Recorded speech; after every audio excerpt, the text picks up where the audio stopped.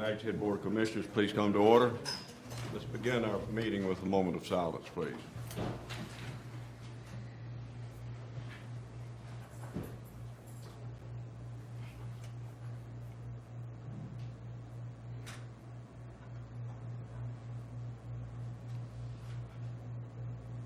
Pledge allegiance to the flag. I pledge allegiance to the flag of the United States of America, to the republic for which it stands, one nation, under God, indivisible, with liberty and justice for all.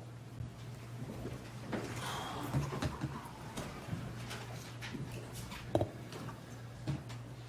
we have a motion for the adoption of the agenda? Move to adopt. Second.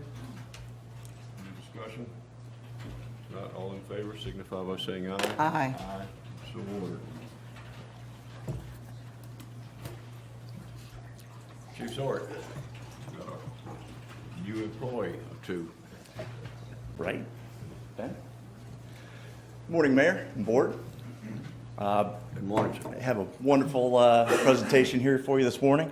I'm happy to report that the three individuals that we're going to welcome and recognize all started in the volunteer fire department organization, and so that just shows the growth and development we have within that group, and I'm proud to say that. Today it's my pleasure to introduce Firefighter Ben Williams to town service. He's one of our newest career employees, but he started with the town in 2015 as a volunteer. He has faithfully served until now, and Ben grew up and lives in Buxton. He is beginning his work career early. He began his work career early by helping in his father's construction business, and he worked on a boat as a commercial fisherman. He's done just a variety of things. Right out of graduation at Cape Hatteras High School, he took an early attraction to emergency services, and he directly attended an associate's degree, completed an associate's degree at Wilson Tech in applied science fire technology. As a result, now he's served loyally for 10 years on Outer Banks as a certified firefighter EMT. Besides his career with the town of Nags Head, he still finds time to help out at Buxton Volunteer Fire Department. He's a volunteer at Hatteras Island Volunteer Rescue Squad. And in 2016, he just completed an incredible amount of 300 hours of training and standby service in Nags Head. And he's always looking for opportunities to improve the community through his dedication and his service. During the rare times that Ben is not participating in public safety activities, you can find him on the water catching fish. And I said, do you go fishing or catch? And he said, no, I'm always catching fish. So this is the guy you want to hook up with. He's a catcher, not a fisherman. That's right. He loves surfing, relaxing on the beach with his girlfriend Maggie and his friends. We're thankful to have Ben on board, and we look forward to many, many more productive years with him working here in the town of Nags Head. Thank you.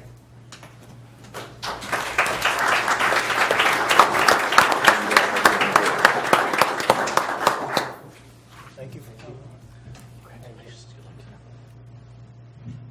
Thanks, sir.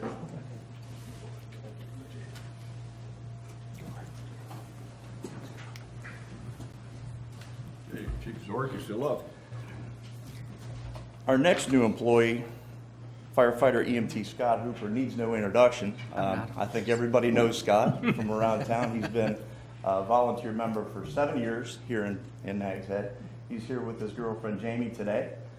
They live here in town, and we're very, very happy to have Scott on board as a career member. Scott originally hails from Richmond, Virginia. His hobbies include surfing, fishing, hiking, camping. I don't know when you find time to do all that. Again, Scott originally joined the Nags Head Fire Reserves in May 2010 as a way to give back to the community. That was his main interest. And through that experience, he decided that a career within the fire department was the way he wanted to proceed with his life. He soon obtained a firefighter EMT certificate through the Dare County Regional Fire Academy through the College of the Albemarle. He went on to achieve his Fire Life Safety Educator status, which is a series of classes meant to publicly educate people in fire prevention.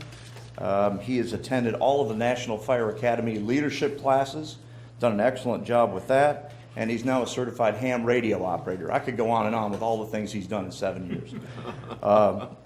Scott has been a true jack of all trades at the firehouse. He's always willing to help with anything you ask him to do. He steps up at fire prevention night. You've probably seen him work in the fire safety trailer. He really enjoys that. And so he's been adept at fire suppression and medical services. He just recertified as an EMT for the second time. He helped film a reserve firefighter recruitment video some years back that still continues to bring people in. He's a member of the Fire Relief Fund Trustees Board, so he's an integral part of that process. And he's participated in over 200 fire and training standby hours in 2016. So he's been very, very active.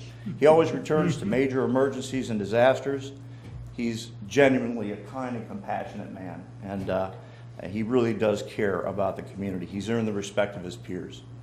I'm happy that Firefighter Hooper is on this team, and we look forward to his future participation in the town.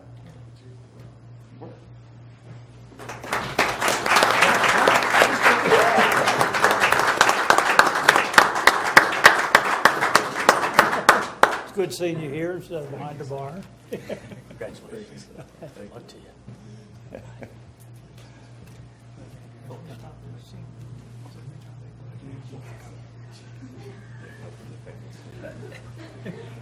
Man, everybody knows you, bud.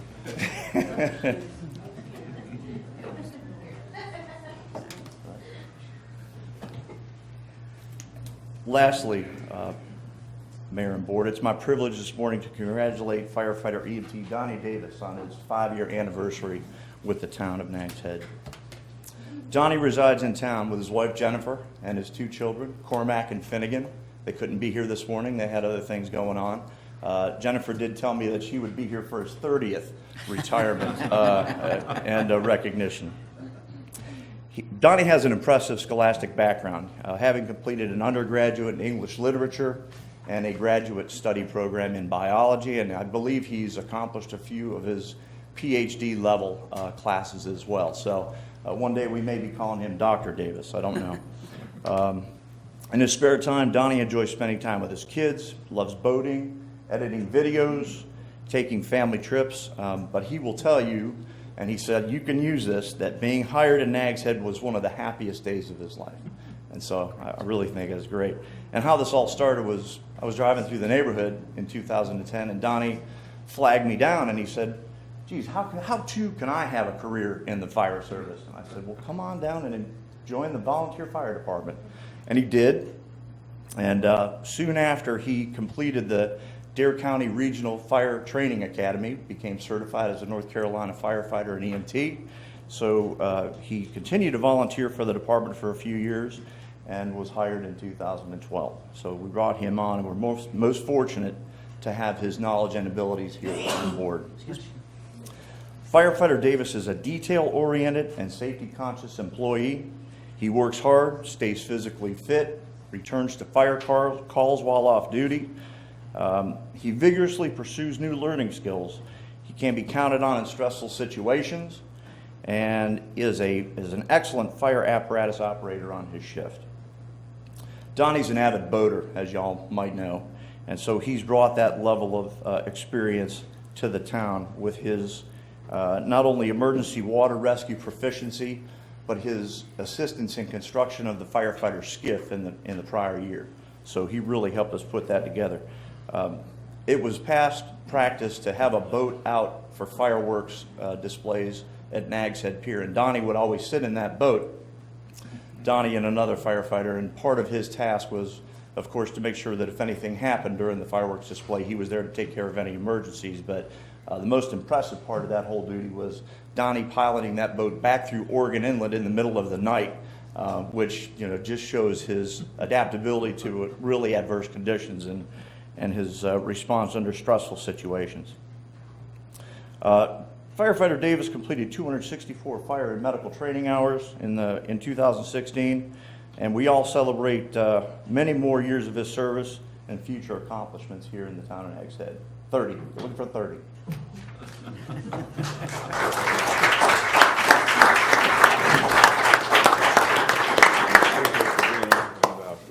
that you made it back from your call. Thank you. We do like her. Good job, thank you very much. Good luck on your doctor. Thank you for what you do.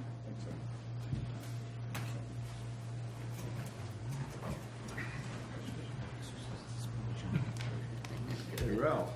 Good morning, Mayor, Morning. Commissioners. It's my pleasure this morning to bring before you Chad Forrester for his 10-year recognition. Some people who don't know, Chad grew up in Kitty Hawk, was a graduate of Manio High School. Chad started with the town in 2007 as a Tech 1 and was promoted to Tech 2 in August of 2016. As a lot of our employees, Chad is bringing in the family of people from public service. His dad was the building inspector in Kitty Hawk, and his mom worked for the town of Southern Shores for 28 years as a permitting officer. Chad lives in Kitty Hawk now with his wife Reagan. Some of his hobbies are fishing and hunting. He enjoys going to the beach. Chad is proficient in running all the equipment in public works, but his forte is in landscaping. He has a pesticide license from the state of North Carolina to apply the herbicides that we use in the town. I told Chad I wouldn't keep him up here very long, so without further ado, thank you, Chad, for your 10 years.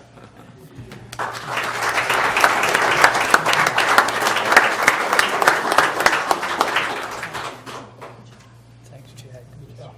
Good job, Chad.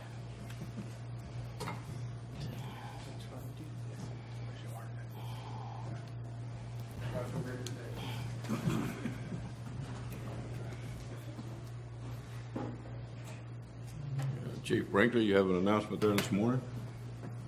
Good morning, Mayor. Congratulations to Donnie and to Chad for their years of service to the town. Mine's a little bit different. I'm before you today to recognize Lieutenant Perry Hale for a very special accomplishment. On April the 7th of this year, I had the honor of attending the graduation ceremony of the 77th session of the Administrative Officers Management Program in Raleigh. Lieutenant Hale was one of 22 officers from North and South Carolina that completed this program. The Administrative Officers Management Program is a unique educational program for law enforcement professionals and is widely recognized as one of the leading long-term management schools in the nation. 3 times a year during the spring, summer, and fall semesters, a class of 30 participants lives in residence at the North Carolina State Highway Patrol Training Academy for an intensive 12-week academic program during which they earn 15 college credits, 6 of which are undergraduate, 9 of graduate level credits. Topics include ethical leadership, personnel law, applied research, complex decision-making, and public management. And I can tell you 12 weeks at the dormitories at the Highway Patrol Training Center, they're not deluxe accommodations at all. It's I attended it in 2006, and that was one of the hardest parts of the school. Was they're gracious enough to host us, but it's not the best in the world. Roberta has some pictures up on the screen. I just wanted to show those to you. It's the best we could do with that's Lieutenant Hale receiving his certificate from Colonel McNeil, who was a guest speaker. He's the commander of the North Carolina Highway Patrol. And the next picture is afterwards was Lieutenant Hale with his parents, Liz and Tommy Hale, his wife Kelly, and his daughter Blythe. And I can tell you one thing, as happy as Perry was to be done with the class from writing papers and doing research projects, there was one person that was happier that he was done, and that was that little girl in the middle holding his certificate. So she was awful glad to have her father home. This is a certificate that Perry was presented at his graduation ceremony. North Carolina State University awards this certificate to Perry Lee Hale for the successful completion of 15 academic credits associated with the 77th Administrative Officers Management Program, 2017 spring semester, signed by Dr. James R. Burnett, Director, April 7th, 2017. Good. Perry, congratulations. There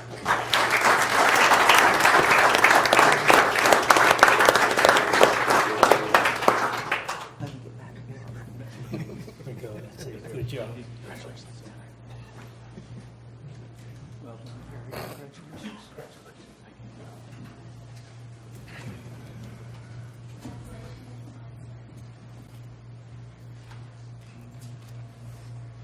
This time we have a presentation from the Interfaith Community Outreach, Jennifer. Is she here this morning? No, see her this morning. Okay. We have a proclamation declaring this Hurricane Preparedness Week.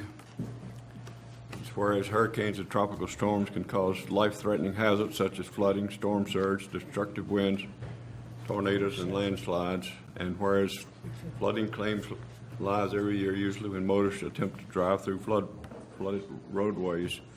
And whereas insurance companies suggest residents review and update their homeowners or renters insurance policy to ensure it includes coverage for all natural disasters. And whereas people should prepare their personal emergency supply kit to use at home or during an evacuation with enough food and water to sustain the members of the household for 3 days or longer, know their evacuation routes, and comply with local and state authorities when asked to evacuate. Now, therefore, it be resolved that we, the Town of Nags Head Board of Commissioners, do hereby proclaim May 7th through 13th, November 2017, as Hurricane Preparedness Week in Nags Head and commend its observance to all our citizens. Do we have a motion to approve that resolution? Motion to approve the Proclamation. Excuse me. Second. Motion made and seconded. All in favor signify by saying aye. Aye. Aye. And it's so ordered. Also have a proclamation for Accident Prevention Week. Whereas the Town of Nags Head Board of Commissioners, employees, and citizens are committed to the maintenance of a safe and healthful workplace. And whereas the town has assured an active role in the promotion of a safe and healthful workplace environment by a program of regular occupational worksite evaluations and employee safety education. And whereas the town strives to stimulate and maintain the interest in loss control and accident prevention and recognizes past and future services to the employees and citizens of Nags Head. And whereas the town seeks to guide and encourage the adoption and institution of safe work practices by all employers and employees in Nags Head. Now, therefore, the Nags Head Board of Commissioners does hereby proclaim May 7th through 13th, 2017 as Accident Prevention Week in Nags Head and commends this observance to our citizens. Furthermore, in recognition of this proclamation, I invite all Nags Head employees to attend the annual Nags Head Safety Luncheon on Friday, May 12th, 2017 from 12 noon to 2 p.m. at the Harvest Soundside site. Do we have a motion to accept this proclamation? So moved. Moved and seconded. All in favor of accepting the proclamation signify by saying aye. Aye. Aye. And it's so ordered.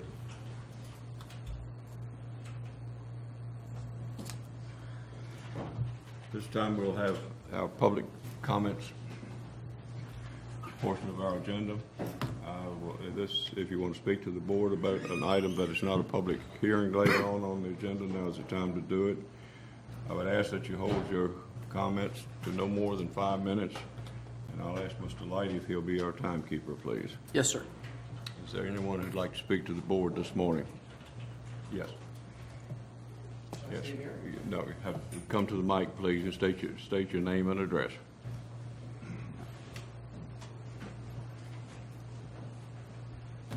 Hello, my name is Chris Sawin, and I live in Kill Devil Hills. I represent Dare County Arts Council. I wanted to come to a public meeting to express our gratitude for the partnership for the Dowdy Park grand opening, which is happening next Saturday. We've been absolutely thrilled with the participation of the town of Nags Head with the park itself, which is remarkable in not only its inclusion but its creativity. We've been especially pleased to work with Andy Garman, Kelly Wyatt, and Roberta Thuman. Those are the three folks that I've worked with most closely. Michelle Gray's been tremendously helpful, Chief Brinkley, Chief Zork, Ralph Barrell. It's been a real team effort. For me, this started in 2012 when I was invited as a part-time employee for the Arts Council to a meeting to discuss the future of Gallery Row. And ever since then, there's really been no municipality on the Outer Banks who's been as active at promoting the arts, and I know it goes way back before my time at the Arts Council to the art project that delivered all the beautiful pieces of art that are in the town offices. But the commitment to the creative community on the Outer Banks has been just tremendous. It's been one of my favorite things about my job. We look forward to hopefully collaborating more in the future. I'm very pleased that the town has appointed a standing committee for arts, for promotion of the arts. We look forward to collaborating with them more. We would love to bring our Outrageous Kids Art Festival event back to Dowdy Park in years to come. We've applied for grants to convert what has been for 28 years a local children's art festival into a regional festival, to start advertising it in major markets like Norfolk, Richmond, and Raleigh. And we hope that Nags Head, the town of Nags Head, is a big part of that. We're open to any suggestions on how we can improve it, but I hope we see most of you out there next Saturday. We're just as thrilled as we can be, and if you had any questions about the event or our initiative to partner with the town of Nags Head on an ongoing basis, I'd be happy to answer them now, but more than anything, I just wanted to express our gratitude for the opportunity. Chris, thank you so much. We really appreciate all your efforts in helping us with the Dowdy Park opening and helping to plan that, and as well as working with the Gallery Road Committee. We certainly appreciate your help and the Dare County Arts Council. Thank you. Are there others who'd like to speak to the board this morning?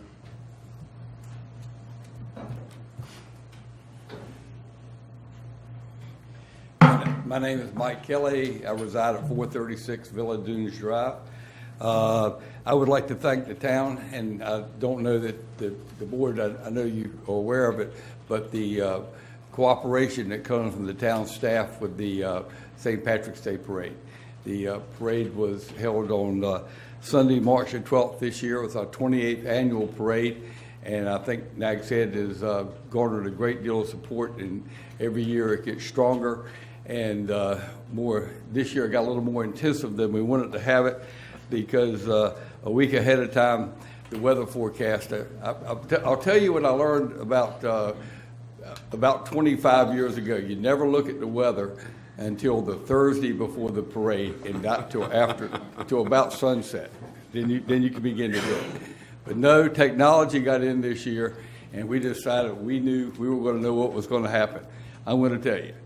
You don't ever look until Thursday afternoon. It doesn't matter what happened. The weather was supposed to be near freezing, 40 miles an hour, and it did affect the attendance. And we were supposed to have a lot of rain, and we did have snow flurries in the morning. And we've had a wide variety of weather over the years. But I will say the best part of it is that Town Manager Ogburn contacted me early in the week. I was in constant contact with Chief Brinkley about what was going on, and probably more so that he wanted to talk to me.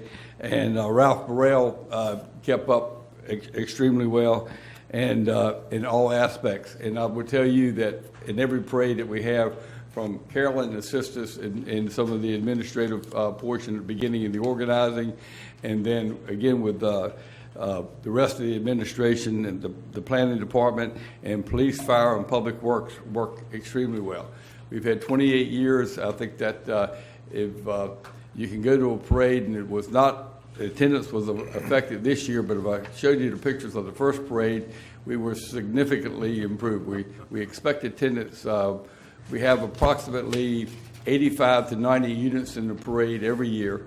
We have approximately 12 to 1,500 people in the parade, and our anticipated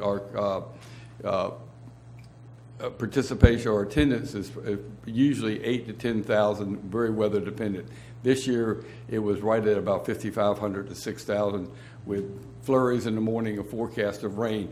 But they did tell us, I will tell you, and I will tell you that Dare County Emergency Management, in cooperation with Chief Brinkley, et cetera, did a great job. I was on a two-day at 5:50 a.m. and at 4:40 p.m. I got an email about the weather coming from Newport and everything like that.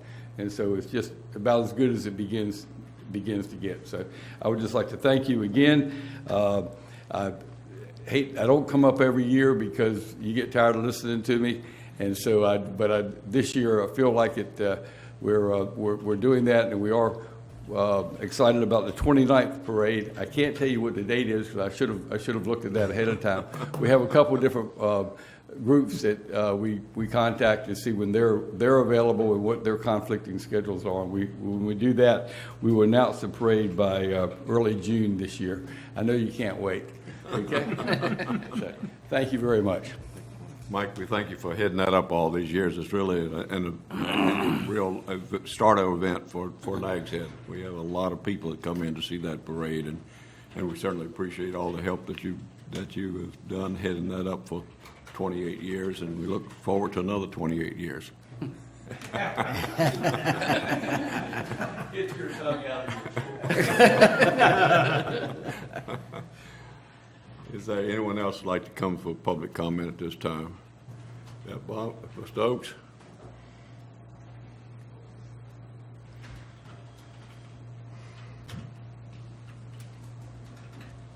Good morning, Mayor, Commissioners. My name is Bob Oakes. I live at 3019 South Virginia Dare Trail. I'm here to express some serious concern about the path that we seem to be taking on beach nourishment. You might say I'm invested in nourishment. Spent a considerable amount of time in the past on it. But the harder I look at the proposed 2018 project, the less attractive it looks. The 2011 project gave us some measure of storm protection, but most importantly, it gave us good information to make decisions. I'm afraid we're not really using that information as well as we could, and we haven't really discussed all the possible scenarios. Instead, we're pursuing an ideal beach and an ideal dune. There's been little discussion of economics, the cost of our ideal beach, and the places where we learned we were spending $5 to protect a dollar. Not trying to start the war between the states, the North and the South again, but there were dramatic differences in the response to the nourishment. We placed 1,634,700 yards on the North MSD, which was about 6 miles. We placed 2,965,300 cubic yards on the south half of the project. Total sand cost was $10,723,632 on the north side, $19,452,368 on the south. The tax cost per cubic yard was about $3.08 on the north half. It was $1.33 on the south. And the cubic yards per linear foot were these aren't dollars, they're cubic yards, sorry, 55.79 cubic yards on the north end and 126 cubic yards per linear foot on the south end. So you're paying $3 and getting 55 yards, or you're paying $1 a yard and getting 126 yards. As of June 16, Reach 1, that 5.8 miles, about 60% of the length, had gained 390,000 cubic yards. Over Reaches 1 and 2, about 80% of the project, the volume was pretty stable. Reaches 3N, 3S, and 4, the southernmost, 1.8 miles, or about 20% of the project, had lost about 680,000 cubic yards before Matthew. After Matthew, we still have almost 3 million cubic yards out of the 4.6 placed. A couple of suggestions. I would love to see us survey twice a year to get more data. I think that's one of the most important things we've gotten out of the project is information on how fast sand moves and where it goes. I think you could use a third party for improved objectivity. I think it's more perception than anything. It's not. I don't think Dr. Cano's fudging his data, but it would give us a little more clout. Don't levy the MSD tax until you confirm the amount and the placement. Do the work before you present the bill. It's an economic decision. We're spending tax dollars to protect our property tax base and our sales and occupancy tax producing properties. Are we willing to spend $10 to protect $1 worth of property? Right now, it sounds like we're committed regardless of the cost. The committee didn't necessarily consider a smaller plan funded solely by the FEMA dollars at no cost to the local taxpayer. I would submit that we don't need an ideal beach, we need an affordable beach. And this project is still working on 80% of the project. After Matthew, we still have almost 3 million cubic yards, but over 1 million cubic yards was lost in that last 2 miles. If you just put the FEMA sand back, we will have almost 4 million cubic yards still in the system. Consider a change in strategy on that last 2 miles. Instead of pouring $20 more million into 2 miles and still reacting to situations like Surfside Drive and Seagull Drive, try something different. Let's do the affordable and not the ideal. Thank you. Thank you, Mr. Oaks. Anyone else want to speak to the board this morning? If not, I'll declare public comments closed at this time.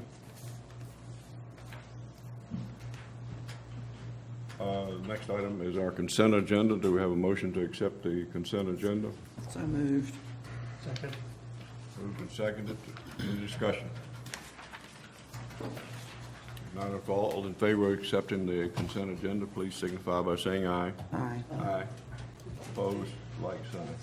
Being none.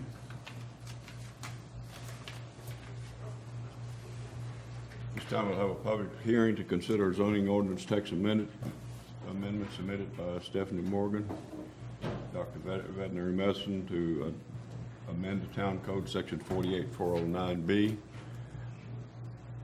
Mr. Lighty, I'll ask you to conduct that public hearing for us, please. Yes, sir. Thank you very much, Mr. Mayor. At this time, we will begin the public hearing to consider a proposed zoning ordinance text amendment to Town Code Section 48-409B, which deals with permitted uses within the C4 Village Commercial Zoning District to deal with a veterinary office and clinic. And we'll begin with the presentation of the staff's analysis provided by Kelly Wyatt. Thank you. Good morning, Mayor and Commissioners. Good morning, Kelly. As you stated, I'm here this morning to present a zoning ordinance text amendment submitted by Stephanie Morgan. If adopted, this amendment would revise the language of Town Code Section 48-409B to allow veterinary office and clinic as a permitted use within the C4 zoning district. As you noted, Ms. Morgan is a doctor of veterinary medicine. She came into our office several months ago to discuss with staff if she would be able to place her business of veterinary clinic in the first floor and residing in the second floor accessory residential dwelling within a property that was located in the C4 zoning district. If you're not familiar, the C4 district, it's a town-wide zoning district. It is not part of the village at Nags Head, but it is called the Village Commercial District because the idea and intent of this district is just for a small scale, low intensity village type setting. It's located in the northern part of town. So at that time, based upon her description of what she would like to do, staff felt like it was pretty consistent with the intent of the C4. But when we went and we looked at the actual permitted uses, we realized that it was not. So at that time, we asked Ms. Morgan to come in and submit this zoning ordinance text amendment. So I hate to read directly from the staff report, but there's one piece in here that is relevant, so I just want to submit that very quickly. Section 48-409A states that the intent of the district is to permit the development of residential areas with low to moderate density with a mixture of professional and commercial activities of limited size. The C4 seeks to attract permanent residents and allow the conduct of small-scale local business operations expected to produce low volumes of traffic while taking advantage of a steady, low-volume vehicular and pedestrian traffic. Additionally, the 2010 Land Use Plan states, embedded in the tradition of Nags Head is the combination of commercial and residential uses. Many of the early merchants lived above or behind their commercial establishments. Several commercial properties continue this feature of the community's character and the C4 district is attempting to revive the idea of combined uses. So we felt like the text amendment that was submitted by Ms. Morgan very clearly fell within these parameters. We are requesting that this amendment be listed as a permitted use and not as a conditional use. If you're familiar in the C2 district, veterinary clinic and boarding facilities, it is listed as a conditional use in the C2 district. There's some differences between how that use is provided and what Ms. Morgan is providing. When you look at the use within the C2 as a conditional use, the conditions are there to primarily mitigate noise created by outdoor kennels and outdoor runs. Ms. Morgan is not proposing any of those things as this use is requested in the C4. Also, the use that's listed in the C2 general commercial allows for sort of dog sitting and boarding for multiple nights. Ms. Morgan additionally is not interested in doing that. She has stated that the only boarding that she will have in her clinic will be for post-treatment. So should a pet need to stay overnight for observation or post-treatment, they would do so, but otherwise it would not be for general boarding. So, with that, staff submit that the proposed use as defined by the applicant does meet the intent of the C4 district in the village-type setting of residential and commercial properties. The proposed amendment would permit small-scale, low-intensity commercial business producing a low volume of traffic that would contribute to the on-site accessory residential component that Nags Head values. The Planning Board, at its March 21st meeting, voted unanimously to recommend adoption of the zoning ordinance as it's been presented. Happy to answer any questions, and Ms. Stephanie Morgan is in the audience if you have any of her. All right, does the board have any questions for Ms. Wyatt? The only question I have is this, has the village board weighed in on this, or do they know this is going on? This district, it's very confusing that it's called the village commercial. It's actually not in the village. Okay. It's up in the northern part of town. So that part is confusing. All right. Thank you. You'll hear me lobbying the focus group to change that as we go because it's absolutely confusing to everyone. It was created before the village. Yeah. Before the village, okay. Any other questions for Kelly? All right. Thank you very much, Kelly. Thank you. All right, at this time, Dr. Morgan, you may present any evidence or information you wish to in support of your application.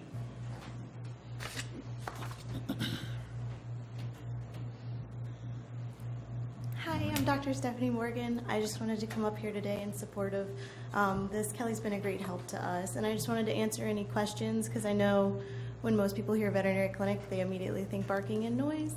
And it's not my intention. My intention is to stick with the goals of Gallery Row and to have more of a boutique feel, lower volume, higher quality medicine, hopefully catering to a lot of the locals. I mean, obviously to locals and non, but that's kind of my goal in this is to just have a very special place to practice high quality medicine and still keep involved in the community with Gallery Row, still supporting the arts through anything I can do as far as events, things in my lobby to sell paintings. I mean, I just really want to be part of this community because I do think it's very special.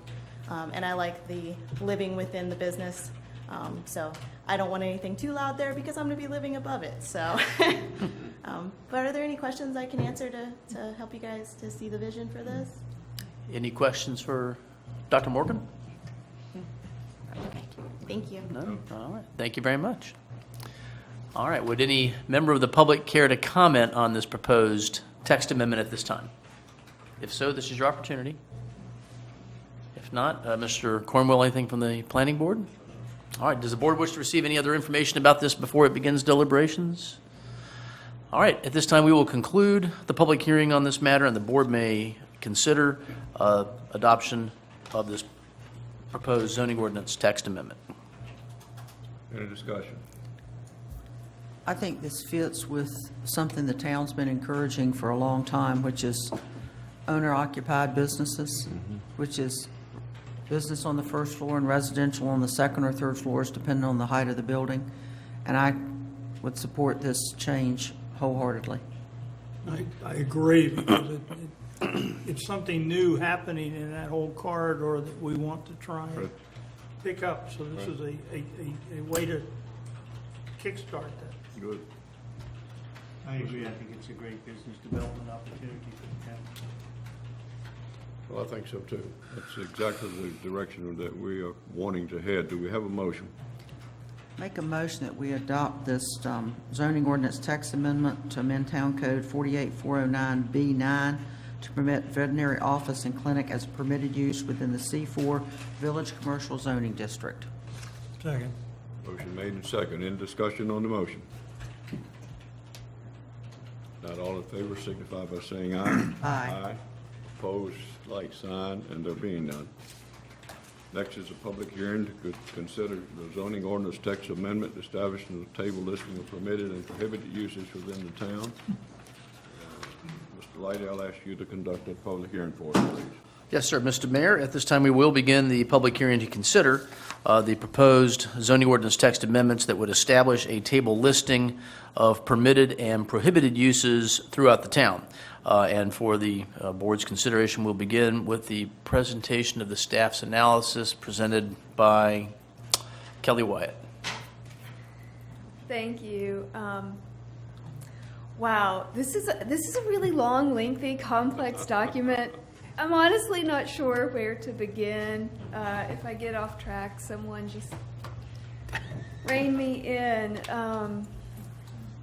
So I think everyone on the board probably knows, but Supreme Court case Byrd versus Franklin is what has spurred the need for us to undergo these comprehensive zoning ordinance text amendments. Our ordinance, as did many, operated under the concept of if a use is not expressly permitted, then it is therefore prohibited. This court case sort of changed that to say that if a use is not expressly prohibited, it could potentially be permitted. So this put us in the situation of having to really convert all of our permitted uses into a hopefully legible table to try to foresee any prohibited uses and go ahead and include those as well. Right on your summary sheet, we have written that the board may wish to just simply review this ordinance at this time and provide us with any comments prior to acting on the ordinance. If you're ready to act on it, that's wonderful, but it is a lot of information to digest and soak in, and so that is definitely your decision. The ordinance is complicated. It's designed with the intent of clarifying uses that the town wishes to prohibit. The ordinance does not contemplate new uses that the town wishes to allow. It's likely that we're going to need regular updates to this. You're probably going to see us up here frequently amending this. It's a very broad range of possible uses that could emerge that the town will need to address as they do.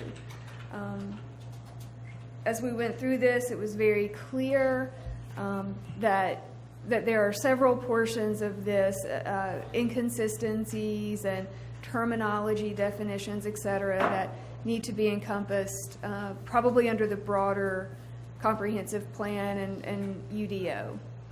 But this gets us started. So let's see here. I'm thinking maybe actually, can we go to the ordinance? Thanks. Maybe the easiest thing is to just to go through each of these sections. So the first amendment we had was section 48-7, specific words and terms.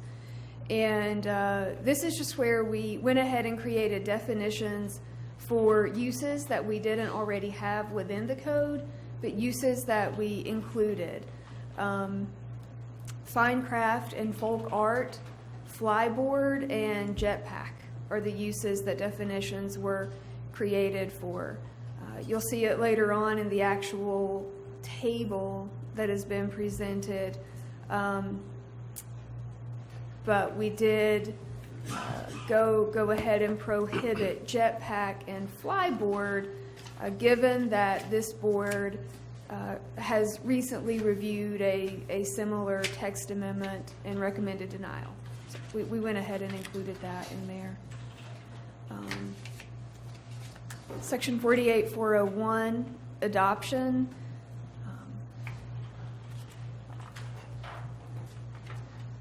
This just lists it lists all the zoning districts within the town, the primary function of those districts, and how they are intended to serve. So that is just the description of all the zoning districts within the town. Next, we have organization of uses, which describes the organization of the table. Again, we have the broad use classifications. We narrow that down into more specific categories. And beneath that, we actually attempted to list all the uses. There's a prioritization for the use of the chart. We spelled that out. Subsection E, permitted types. The way the chart flows is you have all the districts along the top, all the possible uses down the left side, which we'll see in a moment. And the easiest way to do this was to categorize the uses as permitted uses, conditional uses, or prohibited uses. So if it's a permitted use, we'll have a P in the cell. If it's a conditional use, there'll be a C in the cell. And if it's a prohibited use, there's going to be an X in the cell. So I want to bring your attention primarily to subsection F, classification and review of unlisted uses. So this section essentially spells out that if there is an unlisted use that is substantially similar to an already defined use, the zoning administrator can create a nexus between those uses and make a determination from that. But there are certain criteria that we need to use to establish that. And those are listed below. Consistency with the intent of the district, consistency with the vision statement, the density of the development, intensity of the use, type of activity, number of customers, length of stay, pedestrian and vehicular traffic, potential impacts, including light, noise, and odor, and public safety. So we would consider all of those factors when determining if a use is substantially similar to an existing use that is either prohibited, permitted by right, or conditional use. And then we have a provision that says if it is determined that an unlisted use is not substantially similar to another use, then we will proceed with that use going to this board as a conditional use. We wouldn't just say it's unlisted and it is not allowed. We would say that it is unlisted and we need to proceed with the conditional use review process with that. Okay, so here's the actual table. I doubt you want me to go through it at length, but as we said earlier, this top bar, this is all the zoning districts and the overlay districts. And running down this left side are the use categories, subcategories, and then specific uses. And it's broken out into residential and commercial. We have the non-residential prohibited and permitted uses chart. And then in addition to this, scroll down, we created an entirely different table for the village at Nags Head. As you know, it's the special SPDC, the Special Planning District Community, and then within that there are numerous subcategories. So fitting all of that into one table became very cumbersome. We created an additional table to do that. However, we've heard from some comments, and it seems like there's a lot of redundancies between the town-wide table and the village at Nags Head table.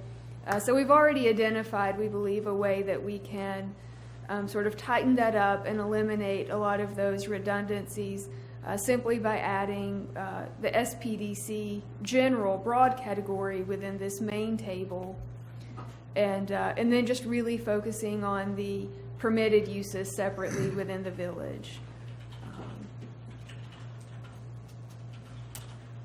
Still trying to get to that village table.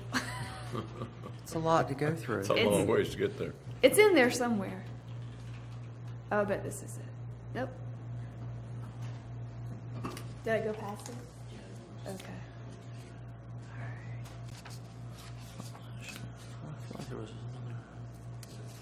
Okay, so this is... That's it. That's your SPDC. This is the SPDC here.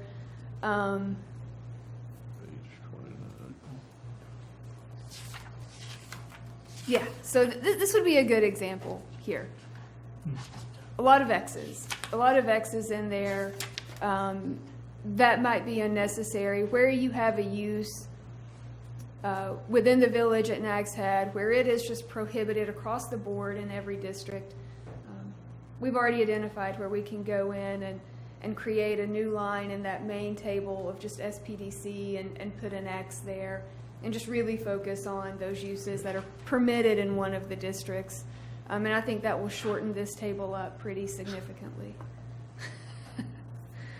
So thank you for those recommendations.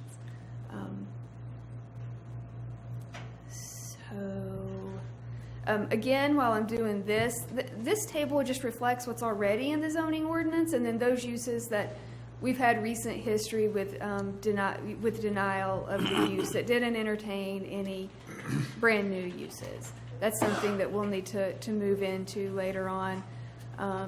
But where we did have uses that weren't specified already in the correct zoning district, we added that. So as you can see here in Part 3, 4, 5, and 6, we added those uses, and we went ahead and added the text amendment that you actually just heard, in case that was adopted. So it feels like I've been rambling. I'm happy to answer any questions that you may have. Between myself and Andy, we've worked on this for a very long time, and the planning board has been a huge help as far as guidance and recommendations. So hopefully if you have any questions between Andy and Chairman Cornwell, we can answer those. All right, any questions for Ms. Wyatt? Kelly, how long will it take you to rework the chart into the format that you were talking about? Can you get it ready for our mid-month meeting? I think all of our board members feel like they need more review time. We could definitely, staff could certainly accommodate that before your mid-month, and then we would just ask that if, as the board, you saw any inconsistencies, discrepancies, or problems, the sooner you can get those to us, the better. We can incorporate that into one document to have to you. All right, thank you. You're welcome. Any other questions for Kelly? All right. Good job, Kelly. Thank you.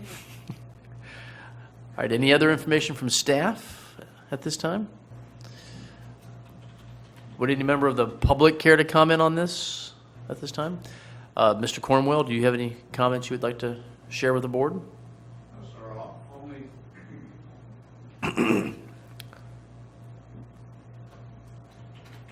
I guess I reported well, you gave us this assignment some months ago, and I would continually report our activity. I can just tell you that the amount of work that staff has put into this is just monumental. And I will speak for my fellow board members saying that they had a lot of input as well. It's certainly not all-inclusive. The members of the planning board know that as they travel throughout life, that if they see other uses that should be prohibited or whatever the case might be, we should bring those forward. But we think, at least at this point, that is as complete as possible, and I congratulate everybody on the work that's been done. Thank you, Mr. Cornwell.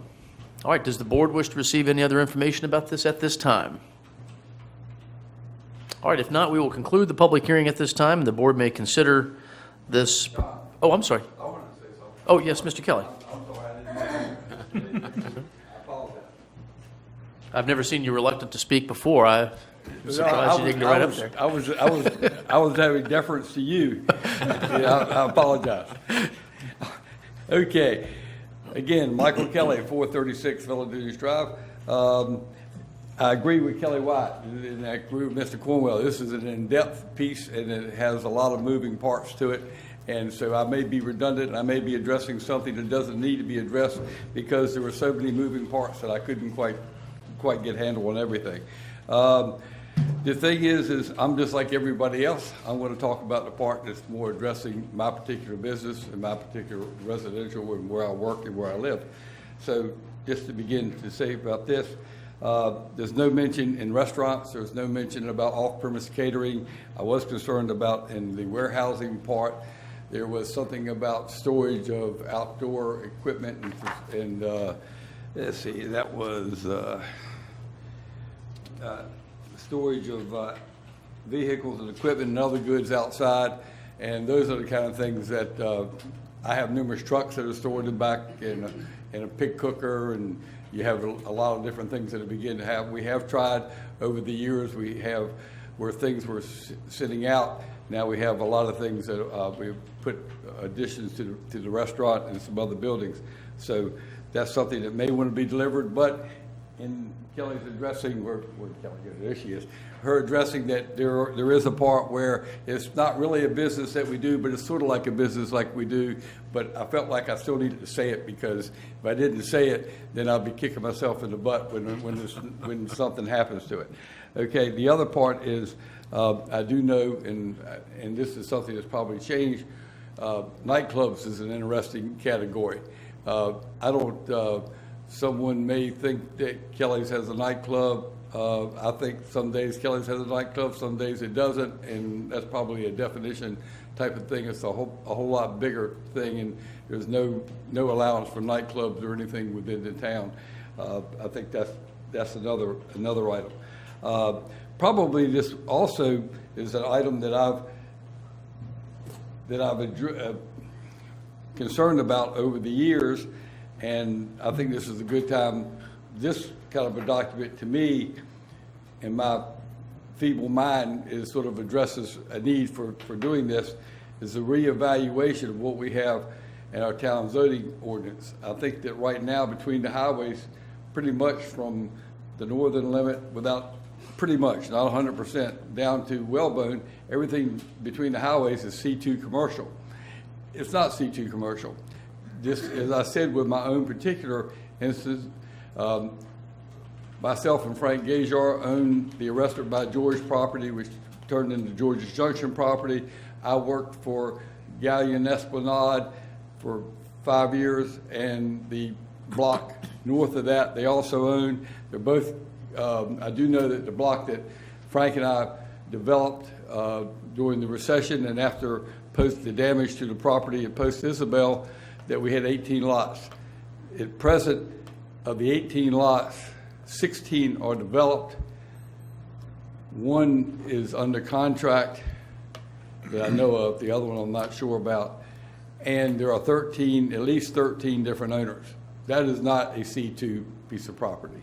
I think it's time for us to reevaluate that, because in doing a lot of different things, talking about the commercial property within the town and this listing of I will say, Kelly, you did a great job. There are a whole lot of zones I didn't know we had, and not that they're used extensively, but and I stopped at the planning department to look at their map before I came into this meeting to make sure that I was having the most recent one, that it wasn't one that when I sat on a board 10 years ago that is changed significantly. But I think that it would be a great time in conjunction with this to begin to take this property and put it in its proper zone so that we're actually talking about what we want to do and what we have. And I would think that would focus Nags Head. That was probably one of my original ideas that was supposed to happen. And I apologize, I may be wrong, which is a very real possibility. But I did not see in this that the zones were going to be addressed, and the whole town, the town map and everything put into the perspective, put into the reality of what it is, not how it was zoned 10, 15, 20 years ago. So, thank you very much for listening, and anything else, just let us know. Thank you. Thank you, Mike. Thank you, Mr. Kelly. All right, anybody else? Does the board wish to receive any other information at this time? All right, if not, we will conclude the public hearing at this time, and the board may begin its deliberations on this proposed zoning ordinance text amendment. Mr. Kelly, I think a lot of your concerns will be addressed under our focus program, which is redoing our comprehensive plan. I think a lot of those concerns that you have are being addressed in that program, and we'd appreciate your input to the focus group. You can contact Kelly as a point person there to give your concerns to that group. Thank you. Mr. Ratzenberger. Oh, and I just wanted to piggyback on that. One of the things we did not want to do was create whole new uses, changes, or anything. This is an attempt to codify what we have now in a different presentation due to the requirements of a court decision. And we want any new uses, changed uses, or changed zones to go through the formal process that we always do, and that's basically focus is going there. But this was unfortunately something that we could not wait on focus to be completed, given the court decision, which it could have left us vulnerable in some cases. So I agree with the mayor. Hopefully you will hear all these things soon to come. That said, I really like the staff approach.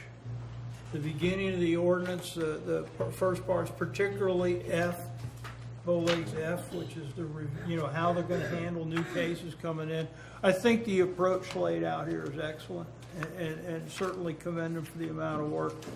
The tables are probably, I know what they've gone through with attempting to codify what currently exists, plus go back through history and find out what the board said couldn't exist, and get that captured, and then probably eyeball over their shoulder an adjoining town or two just to see if the wording and stuff wasn't roughly the same, and that kind of thing.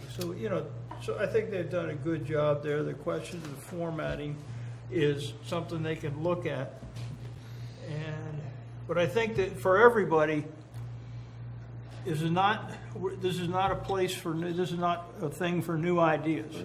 This is a place to capture exactly where we are and clean up the presentation to conform to a court decision, and let the process fold it into focus as it keeps moving forward. I know the technical committee will start writing, so this will show up, and then it'll be time, and we have a mechanism in here laid out to address it. So I really think staff responded well to this lump of stuff that was dropped in our lap by the courts when we didn't need it. We had better things to do with our life, but so I like it. Thank you. Commissioner Cahoon? I'm amazed at the amount of work and staff time that y'all had to do. It's pretty mind-boggling. And with that, it's mind-boggling to try to take it in over the course of just a few days. I think it's a great product. There may be some questions that I have to ask, as Kelly pointed out, and I will get with you on that. Just from Friday to today is not quite enough time for me to formulate everything and get everything ready. But I would ask that we be allowed to at least have until our mid-month meeting to get those to staff and have some stuff brought back. I think the changes that you're proposing already with the SPDC is a great start on that. Any questions I have would not nearly come close to the amount of time and effort that you have put into it, and I would not presume to expect that again either. Commissioner Demers? Yes, I think that staff was faced with a near mission impossible task here, considering the total universe of possible uses that could be considered. Trying to capture that and put it in a table is pretty difficult to comprehend. I think they've done a great job. I think one of the more important parts is having a process where when something comes up that wasn't anticipated, we're able to address it and work it in and continue to make changes and update this table. So I agree with taking a look and reformatting for simplicity and eliminating some of the redundancy and getting any final input from board members and the public, and relooking at mid-month. Good, thank you. I want to compliment staff and the planning board for a huge amount of work. That is just an excellent accomplishment here. Yeah, any place where I mention staff, I meant staff and board. And It's just, board, yeah. it's assumed they're working like. It's been many months of work, and you have a great product here. I feel a consensus on the board that we need just a little bit more time to digest everything that's going on. So at this time, I would entertain a motion that we defer action, table this until our mid-month meeting, give everybody a couple of weeks to take a look at it. Since our mid-month meeting's a continuation, I don't know that we necessarily, if we just all agree to bring it back at mid-month would be appropriate, I think, since it's the same meeting. Is that not correct, John? It is the same meeting. I think as long as there's a consensus of the whole board to go ahead and do that, a motion would not be necessary. It's just like deferring it till late in the meeting. Could we ask staff to give us a date, a cutoff date for input so that they can prepare it in time for the mid-month? So that we can, the changes are available to the public also, which will be the Friday before. So we need a cutoff date, I think, and we need to consider that in our, whether we do it now or June or whatnot.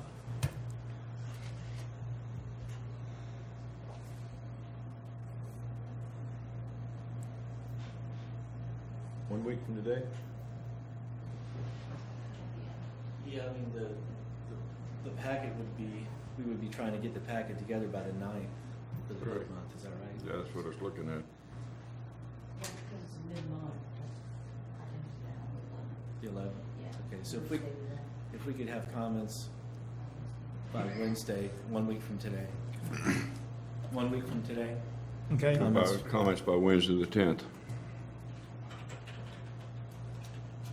So, the public has comments.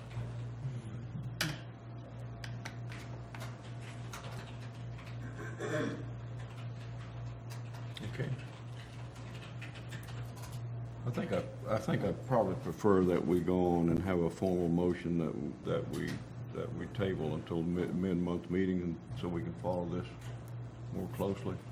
I'll make that motion, Mayor. Would that also include another public hearing on any Yeah. changes and so forth? Yeah. Yes, with a public hearing. What public hearing? Second the motion. Motion made and second. Any discussion on that motion?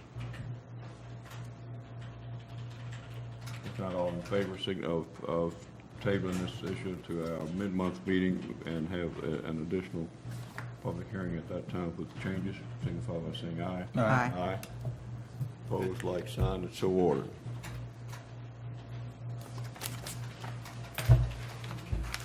This time the board will take a 10-minute break. We'll be back at 10:20.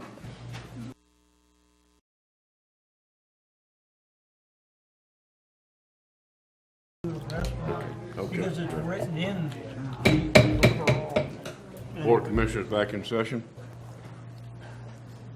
Next item is report from Holly White on focused Nags Head and sea level rise. Morning, Holly. Good morning. Happy to provide you on updates on Focus Nags Head and the Sea Level Rise project. We held a final community meeting on Thursday, April the 20th, and we are going to be scheduling a follow-up meeting with the advisory committee to vet final issues and wrap up. We did receive a little bit of feedback at that community meeting that we're trying to address right now as we're making final changes. We're going to be getting the draft document to the consultant to do final work and get it into a final format that will be available to the public. We're still moving towards the June 7th public hearing for adoption, and then in July, and that would put a draft available to the public the week of June the 29th is what we're looking at. So that's all I have for Focus. When is the meeting?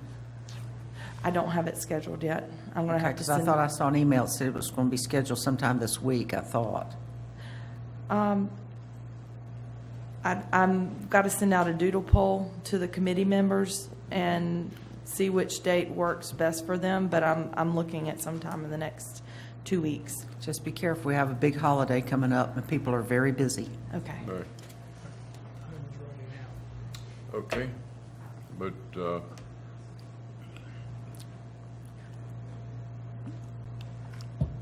when will your final draft report be available? I think I missed that. June 29th, the week of June the 29th. The week is of June 29th, and then with public Be hearing. May. I mean, June. May, I'm sorry. I wrote down the wrong. That's what I was worried about. That's what I was worried about. Yeah, I apologize. All right, so May 29th, and then a public hearing June 7th. Is that correct? Yes. All right, thank you. Okay, how about sea level rise? We have put out a draft report capturing the VCAPS workshop that was held back in December, initially in December of 2015. There's been committee work that's been ongoing. We met, excuse me, actually yesterday with the committee.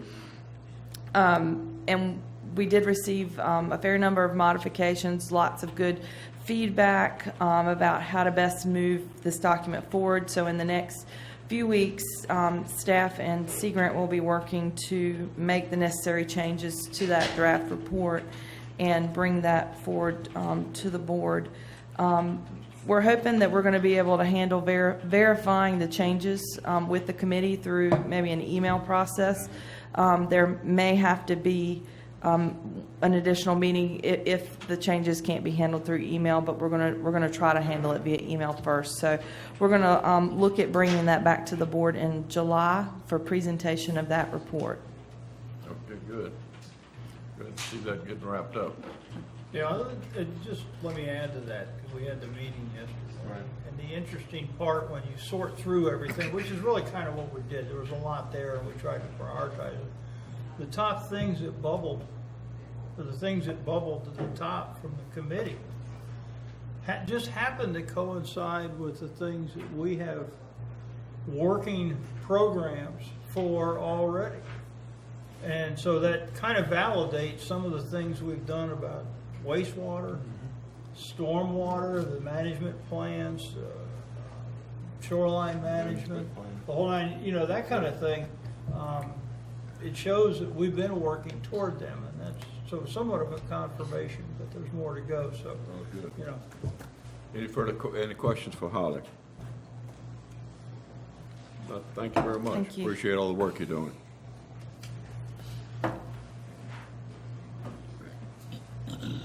Cornwell, you have a report for us this morning? Good morning again. I do. I have a report for actions taken by the Planning Board at its April 18th meeting.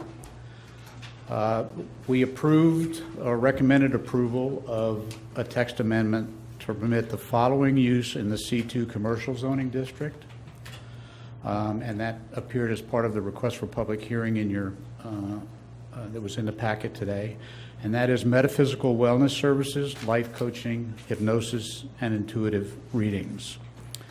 Now, as part of our deliberation by the Planning Board, we reviewed a court case from the County of Chesterfield regarding fortune tellers and their activities. And based on that information contained in that case, the Planning Board felt that the text amendment should contain conditions that control or limit fraudulent business practices and provide a minimum level of safety to the business patrons. So based on that, we felt that this text amendment, I mean, we approved it, but we felt that this text amendment should be conditional use, and you'll see those uses and specifications in the document prepared by staff.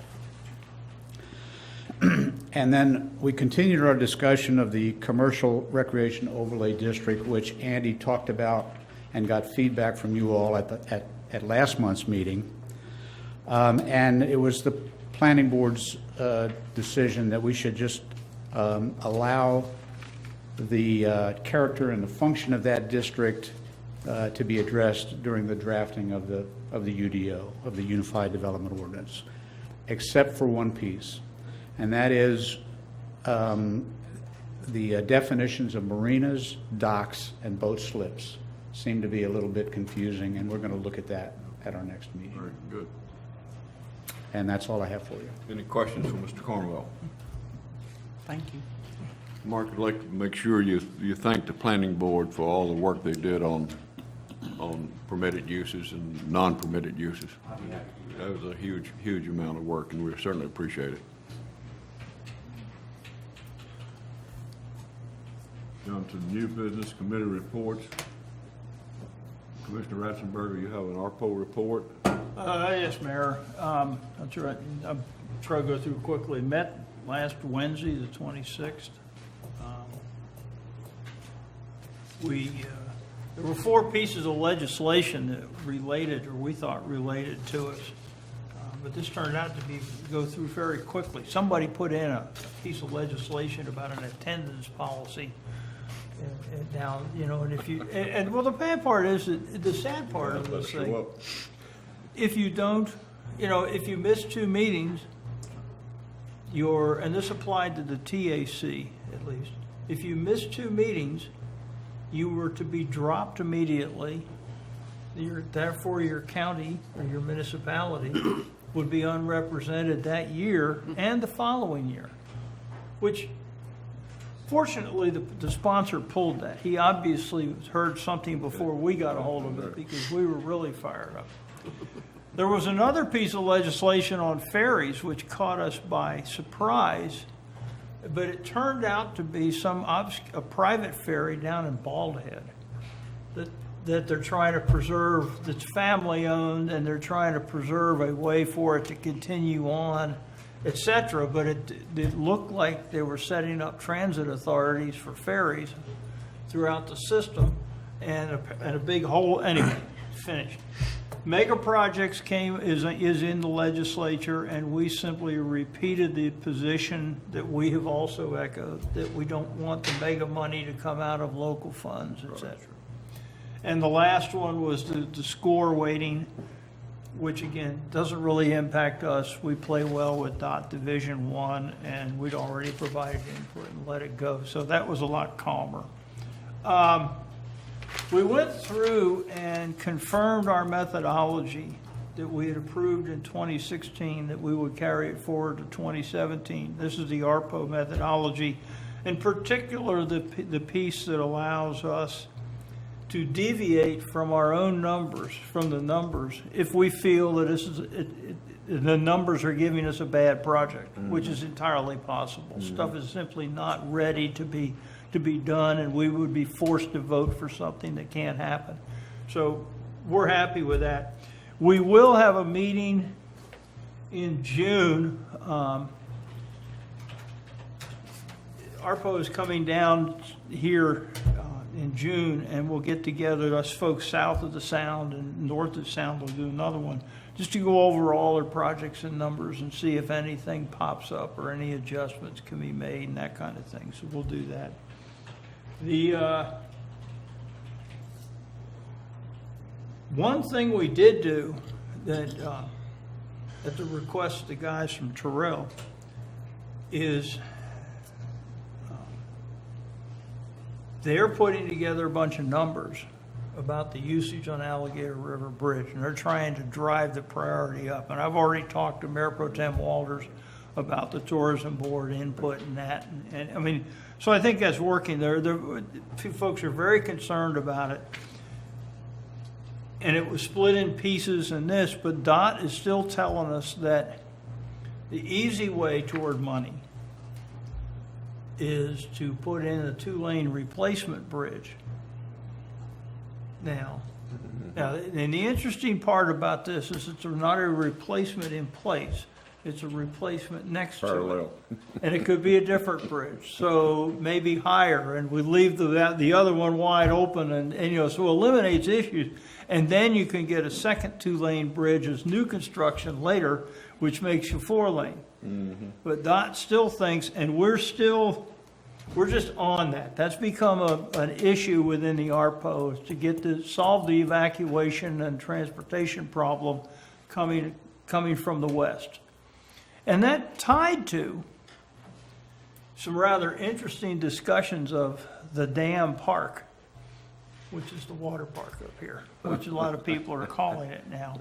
Because there is a great deal of concern that that's going to create even more traffic issues, up there in that area, and that folks, the management agencies and that kind of thing are going to be advising people to head west and come down and come in from the west rather than the bottleneck up there. So, I mean, that was a big item of concern, that whole water park thing, and what it might do transportation-wise to... it's not going to help, we're pretty certain. It's definitely not going to help, so we know that. And the only other thing out of that was, we got a quick brief on some dredging actions. The passenger ferry, the bids are out down across from Ocracoke to Hatteras. Still looking for scheduled operation in the spring of 2018. And DOT didn't introduce, but I mean, briefed us on our new secretary, Trogdon, Transportation. Great deal of experience, etc. His goals are improving project delivery, accelerating projects, and in particular, the one we really like is pushing management from Raleigh down to the divisions.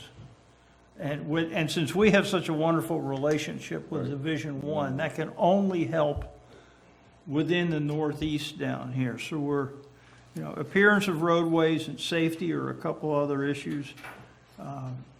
There were some comments made about the rainfall in Raleigh the past week or so to make sure the insurance commissioner doesn't let the coast pay for their rainfall. Right. So where'd Willow? Oh, Willow's still there. Willow's Okay, still good. here, So right. we'll alert on that one. And the Raleigh Engineer solution is that a pipe can handle it, and everybody wanted to write an email out and ask them how that was working for them. So we were happy for the Division 1 emphasis being down here. And Malcolm was there. He was very appreciative of the letter the board sent to him I talked to him yesterday. on Monday. that, so he's very appreciative of that. But it was a good meeting, and we'll have a follow-up to that one in June to talk about project lists and see if any adjustments can be made and see where we go. Okay, good, thank you. Any questions for Commissioner Ratzenberg on ARPO? All right, thank you for representing us there. Yeah. This time we'll have consideration of appointment to the planning board. You have a list of all of the candidates in your package. And we'll do as we normally do. We'll place all in nomination. And you can register your vote.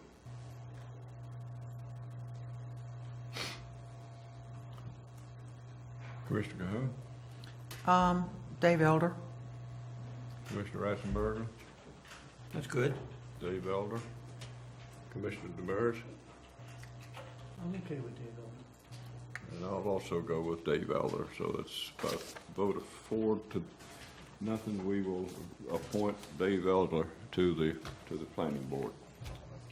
Well, I believe he's on the BOA alternate plus advisory, but I think with the advisory winding down, Right. his experience there will carry forward to the planning board. Yeah, a lot of good work there that we need to have carried forward to the planning board. And it would automatically presume that he would come off the Board of Adjustments as an alternate. Right.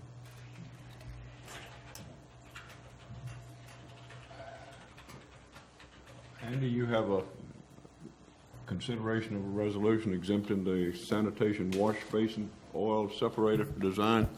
Yes, just briefly, this project was in your budget for this current year. This is to separate the waste from the sanitation wash basin from the actual septic system at Public Works. Speaking with our town engineer, we want to go out for design for this project, given our internal workload. And this Mini Brooks Act exemption would simplify the process for getting design assistance with this project, given the scale of what this is. So we're just asking the board to approve a resolution exempting this project from the Mini Brooks Act so we can streamline the procurement process. Any questions for Andy? You have a resolution in your packet there. Motion to approve resolution submitted. Motion to approve. There's a second. Second. Motion approved and seconded. Any discussion? If not, all in favor signify by saying aye. Aye. Aye. Opposed, like sign. Thank you. Say along.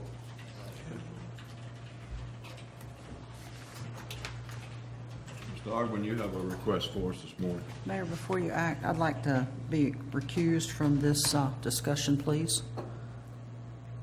We have a request that from Commissioner Cahoon that she be recused from this discussion. Do we have a motion to that effect? Yes, motion to. Motion made and seconded. All in favor signify by saying aye. Aye. Aye.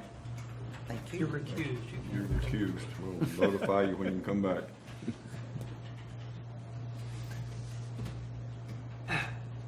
Yes, sir, Mr. Mayor. In the board packet, you have a letter from Mr. Greg Rudy Rudolph, who's serving as the Coastal Resources Advisory Council Chair.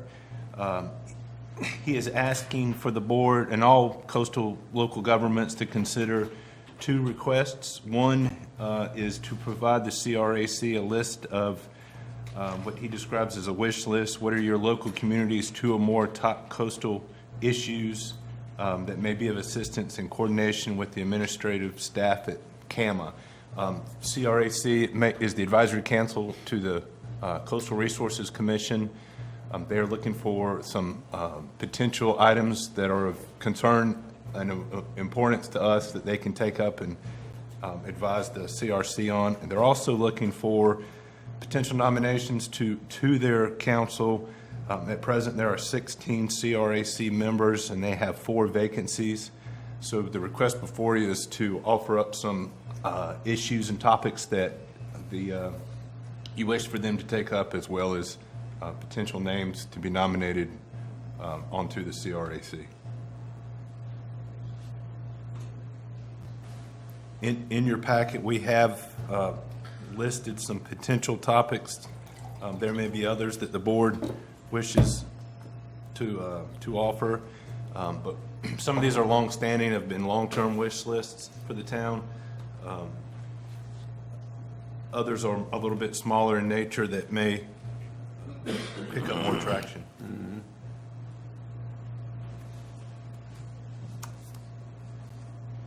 Let's look at time. Do we have a possible nomination to the CRAC committee? Any- I've heard Nancy White's name thrown around. Yeah. She'd be a great candidate now that she's retired. Retired. The ideal candidate. Same here. Right. Do we have a consensus that Nancy would be our recommendation for the board member slot? Okay, I think we've got a consensus on that. How about the wish list? I sent, and I don't know, somebody has it, I sent an email in the other night that added or replaced or changed erosion control, because I think one of the topics and one of the things we've always struggled with on the shoreline committee is non-terminal. The current definition of terminal groins, but jetties, or even offshore reefs, things like that would help, that would assist in number one, holding sand, and number two, reducing wave impact could have a benefit on the reducing the volume and the sand and the cost needed for a nourishment project. And I'd kind of like to get that put in there. I only brought the one copy, and I think I'd give it to Roberta, and she could put it up on the screen. But That would be as part of erosion control, or in addition to. however the board thinks. I mean, my own opinion is that, I mean, the first sentence covers both of it, but I think the one I'm suggesting is a little bit bigger picture than management of pools and that kind of thing in the dunes. I'm afraid if we have too many items, we're not going to end up with any item. This is the one here on this is critical to the success of our planned project. It won't happen overnight, but planned projects and future projects. And so I'm kind of thinking of this, the one I'm suggesting might be a bigger picture item. I would have Roberta project that on the screen for us, if you would, please.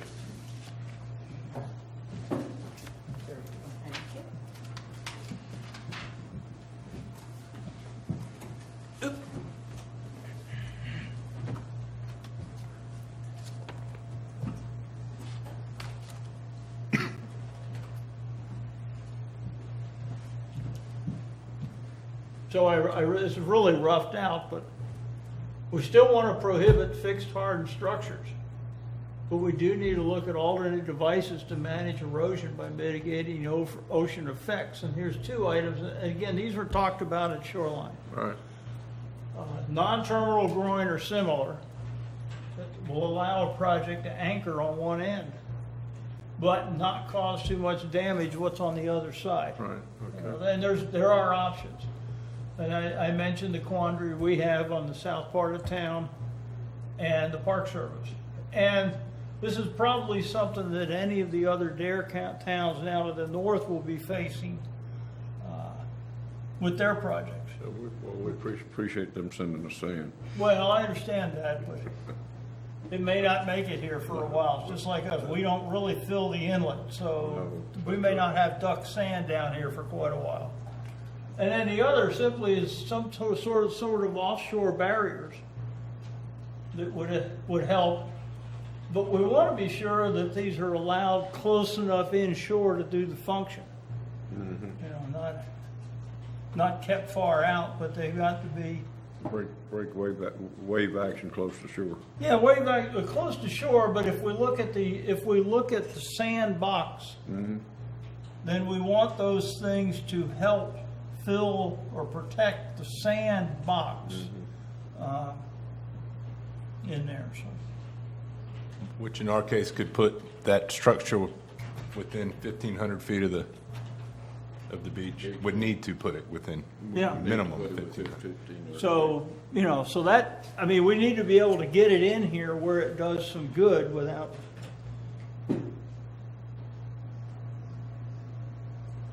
What's your opinion? Want to add that to the list, or strike what we're talking about on erosion control and add this, or not add it? One thing I need to, last week, the CRC was in Manio, and they met, and Frank Jennings gave a pretty lengthy history of dune protection, building of dunes, and the CRC decided to take up the idea of repair and maintenance of dunes. Areas further north of us, they're dealing with, even without nourishment, the growth of dunes. So the CRC is going to take up the idea of dune management already, not only getting the sand back out on the beach, but also some of the elevations of these dunes that are requiring builders to build higher and higher of their dune walkovers and so forth. Even so far as, so they're also looking at the combining, or this was thrown out there, the idea of a frontal dune and a primary dune, that we combine those two and a dune is a dune. A dune is a dune. So they're already looking at some things. So that may be a waste of an idea if you move that forward. So we could substitute John's idea for that and still not lose anything. Correct. That's already on the table, I think. Good. I heard that. Okay. That's good. Are we in agreement with that? All right. Okay. You got everything you need, Cliff? Yes, sir. All right. We'll call Renee back then.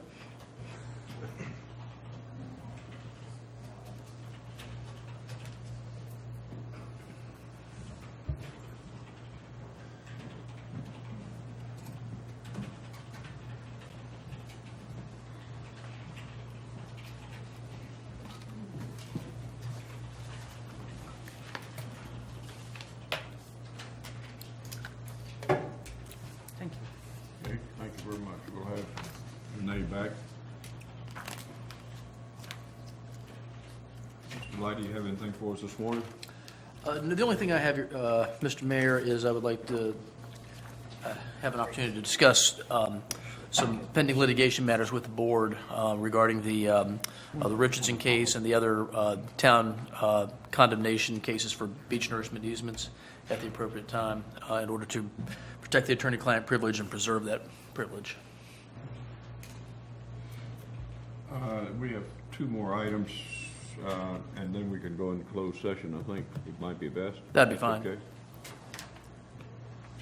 Mr. Ogwin, you have a request for us this morning? Yes, sir. The request is for authorization to allow me to execute a FEMA public assistance worksheet for the beach nourishment project.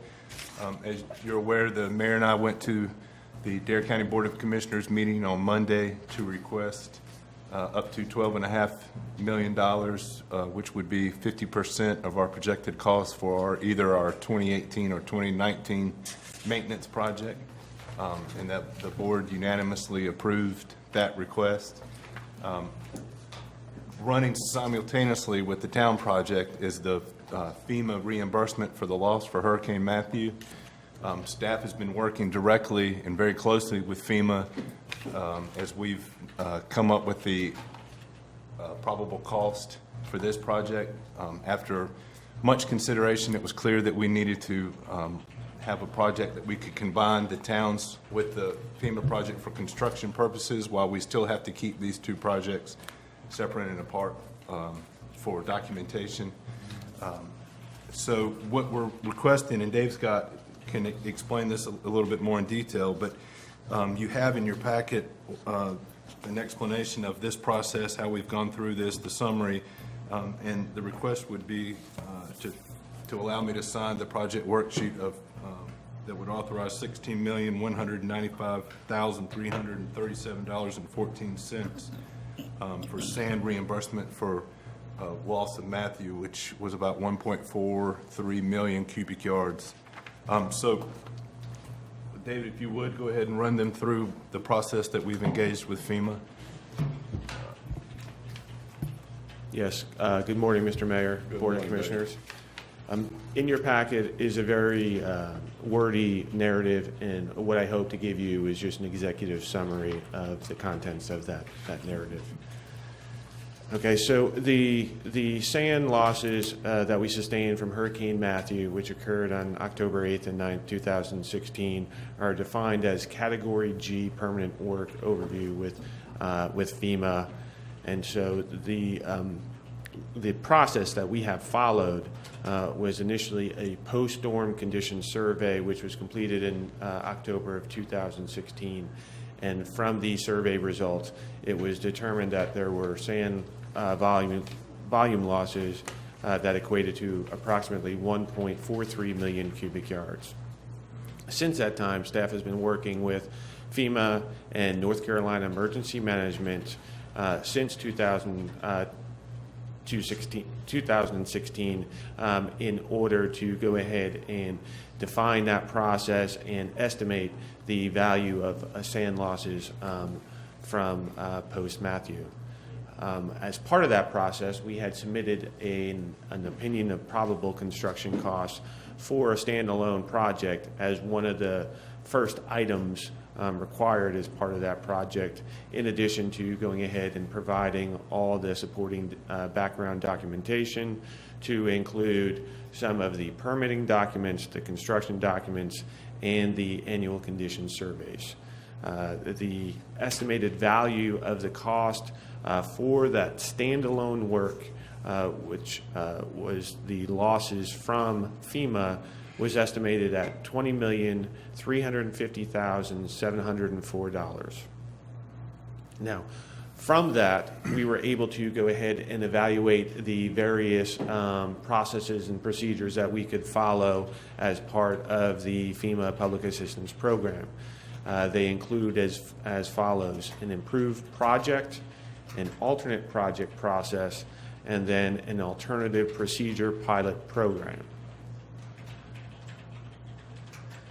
Now, based upon the timing of the town's planning for a projected 2018 renourishment project and evaluating the constraints or requirements of each one of those programs, it was determined that the alternative procedure pilot program provided the town the greatest flexibility to go ahead and combine the FEMA restoration work in addition to the town's planned 2018 renourishment project.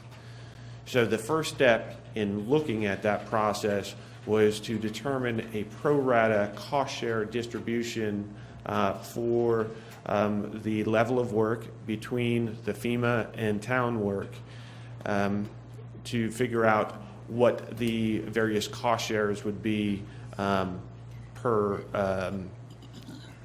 government. And so the scope of services was defined to perform that work, as well as looking at the economies of scale that would occur as a result of combining the two projects into one. And i.e. the larger sand volume would or should result in a lower unit price when combining the two projects under one umbrella. So over the course of time, we had gone through numerous iterations and evaluated various cost figure sources as well as different cost structure formats in order to try to determine what was a fair and a reasonable amount to both parties. During this time, we had concluded that based upon the most recent figures that equitable cost was $16,195,733, which was the town's most recent cost share distribution that we had provided to FEMA. In addition to that, which was a late addition, were some additional direct administrative costs in the amount of $38,500. So in total, the amount is $16,233,837.14, which is the current proposal that is included within the town's project worksheet that we are asking the board for authorization for the town manager to move forward with the execution of that project worksheet in moving along in this process. All right, so in moving forward, the outline of the process is as follows. One, the first step is the execution of the public assistance project worksheet, which we currently have a meeting lined up with tomorrow with the FEMA representative to move forward with that execution. Secondly, once that is executed, then it will be processed and finalized at the JFO or the Joint Field Office. From there, the project worksheet will be forwarded to DC, where it will be reviewed by a separate committee for approval. And then once that is approved and the funds obligated, the state of North Carolina or North Carolina Emergency Management will notify the town of Nags Head of those obligated funds. Now, as far as that funding goes, that public assistance grant is broken down into a 75-25 split, and that is between the federal contribution and then the state contribution. So 75 to the feds, 25 would be the state's obligation for that funding. As it's broken out, the state of North Carolina will be the award recipient for this grant, and the town will be a sub-award recipient to the state of North Carolina. So this grant award in moving forward is a fixed estimate. So how that will play out is that if the actual costs are less than the sub-award amount, then the town can go ahead and utilize those excess funds for the public assistance program related purposes. If the actual costs exceed the sub-award amount, then the town would be responsible to go ahead and cover that shortfall. Okay, now along with this, there are some grant restrictions. And just to give you a couple of the grant restrictions that go along with this public assistance award would be payment of debts. They would not be permissible. Operating expenses or incorporation into the general fund or cost overruns on the PA subawards, they would not be permitted as part of the criteria for this grant award. So the request in moving forward is to permit the town manager and authorize him to execute the public assistance project worksheet in the amount of $16,233,837.14. And I would be glad to field any questions that you may have regarding this process. What was that figure again? I think we've got 3 different figures we're working with here. The total amount. All right, 16,195,000, and we got a 337.14, and you just said 837.14, and then we've got another one on the other chart. So we need to be sure which figures we're working with.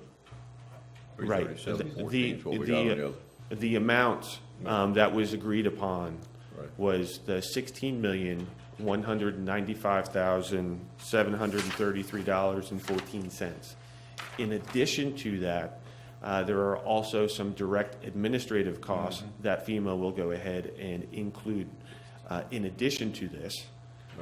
And that amount is $38,500. So when you add those two, it comes out to $16,233,837.14. All right, good. All right, I'm straight now. Thank you. Get that 14 cents. You've got to have that 14 cents. Do we have a motion that we authorize our town manager to execute this FEMA public assistance worksheet? So motion. Oh, second. Motion made and seconded. Any discussion? Not all in favor signify by saying aye. Aye. Aye. Opposed, like sign. Dave, thank you very much. All right, thank you. And make sure we get that 14 cents. And Ms. Miller, that's your responsibility. This whole thing, I don't know if the town and the general public appreciate how much work went into getting this where we are now. assistance in getting to where we are now, I mean, along with everything else.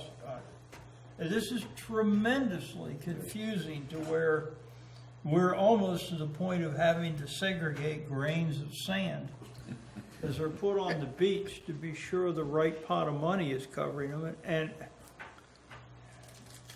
there's been a tremendous amount of work here, but it appears like we are well on our way to getting the insurance we've been paying for by putting in the beach and having a monitoring and maintenance plan out there and sticking to it. The key is having a maintenance plan and sticking to the maintenance plan. And that's been part of the from the previous project to the next project coming up. This is all key to it. And guess what? It appears to be worth $16 million to us, Right. which Makes it all worthwhile when we get. well, I hope people think so. I really hope they think so, because this has been a hard process to get through, and I certainly commend staff for. They haven't even wanted me in the meetings, and that's a good thing, I think. Thank you very much. All right, thank you. Thank you, Dave. We certainly appreciate all your and Andy's hard work on that, because I know a lot's gone into it.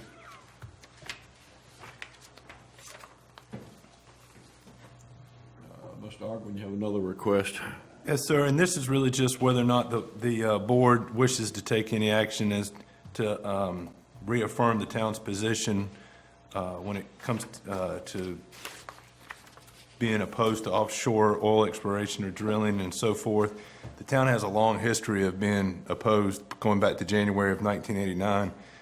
In your packet, you'll see an article that was that anticipated. There was a concern throughout all parts of the state that the Atlantic Ocean was going to be reopened to offshore exploration, and it was. In fact, I believe the president signed an executive order on Friday, opening up energy, unleashing energy in the Atlantic Ocean. So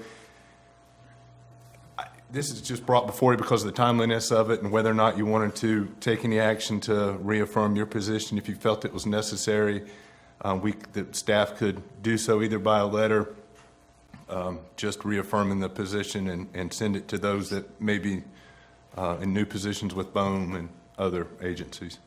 Changing the names, of course. Yes, ma'am. Yes. Please.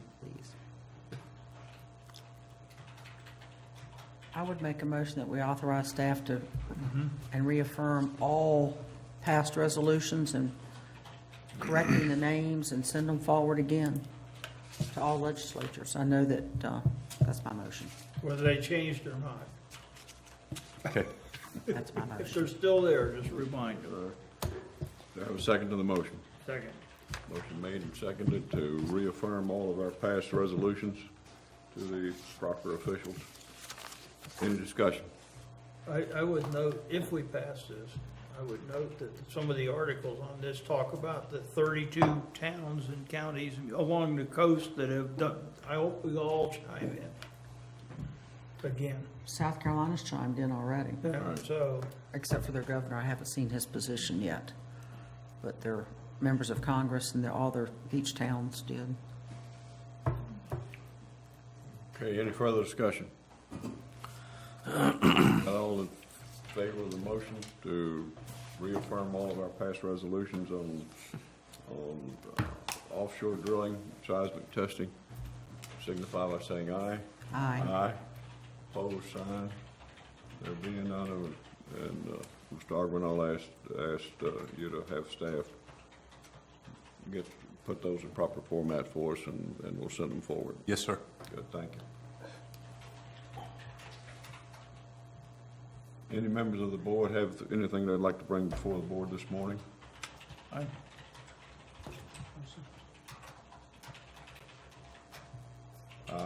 The only thing I have is Mr. Latest closed session on the Nags versus Emerald Island and filing with Supreme Court.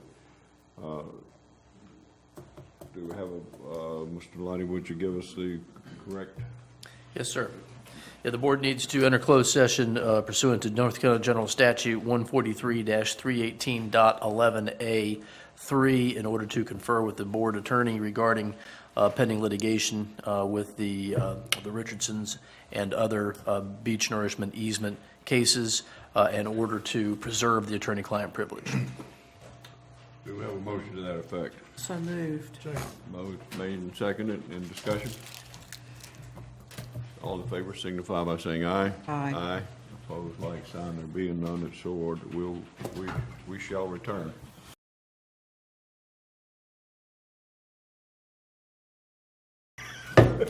Board of Commissioners back in open session. Mr. Leiter, would you report out on the closed session, please? Yes, sir. Mr. Mayor, the board did discuss the various litigation matters and matters within the attorney-client privilege with the town attorney and did take action to give the town attorney certain instructions, but beyond that, no other actions were taken. Okay. Thank you very much. Does any other business need to be brought before the board this morning?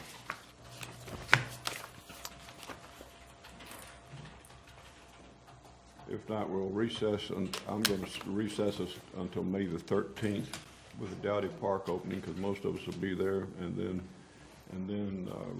recess again until our mid-month at May the 17th.